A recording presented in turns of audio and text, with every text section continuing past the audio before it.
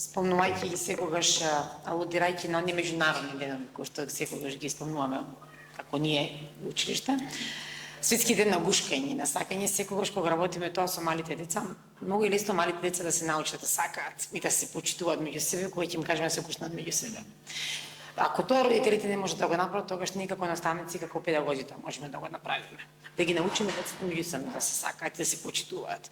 Тоа е кога ето така самите ќе го измислиме часот, ќе создадеме еден час и самите ќе го наречеме емпатија и ќе ги научиме децата дека треба да се гушкаат и да се сакаат и меѓусебно да се почитуваат. Дека сите се исти и дека не постои ниту снобизам, дека не постои никој кој што е различен во тоа, дека се сите исти.